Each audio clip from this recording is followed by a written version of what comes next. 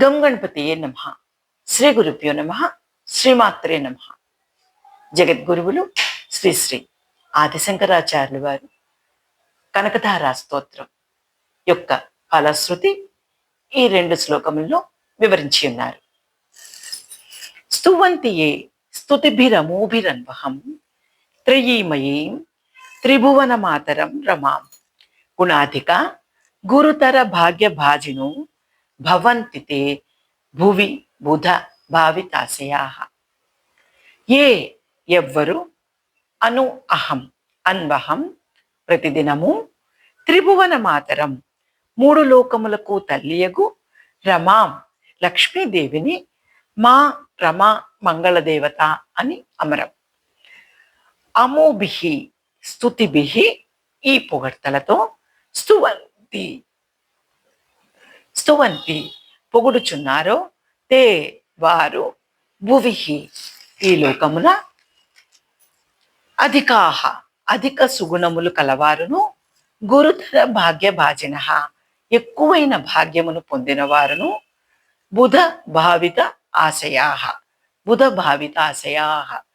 విద్వాంసుల చేత స్తుతింపబడిన సచ్చరిత్రము కలవారును భవంతి అగుదురు. వేదస్వరూపురాలకు ముల్లోకములకు తల్లియగు శ్రీ మహాలక్ష్మీదేవిని ఎవరు ప్రతినిత్యము ఈ స్తుతులతో పొగుడుచున్నారో అట్టి భక్తులు అనేక సుగుణములు కలవారును ఎక్కువ సంపద పొందినవారును లోకములో విద్వాంసుల చేత స్తుతింపబడిన వారును కాగలరు.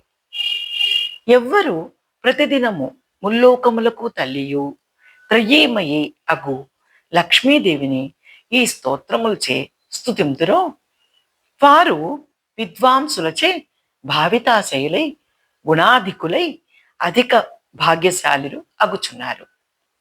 సువర్ణధారా స్తోత్రం యత్ శంకరాచార్య నిర్మితం త్రిసంధ్యం యా పఠేన్నిత్యం స కుబేర సము భవేత్. శంకరాచార్యుల చేత నిర్మితం రచింపబడిన సువర్ణధారా స్తోత్రం కనకధారా స్తుతి యత్ ఏది కలదో తత్ దానిని యహ ఎవరు నిత్యం ప్రతిరోజు త్రిసంధ్యం 3 సంధ్యల అనగా ప్రాత మధ్యాహ్న సాయంత్రం సంధ్యల యందు పఠేత్ చదువురో సహా వారు కుబేర సమాన ధనవంతులు భవత్ అగును. శంకరాచార్య రచితమైన ఈ కనకధారా స్తోత్రమును నిత్యము 3 సంధ్యల యందును చదువువారు కుబేర సమానుడైన ధనికుడు అగును.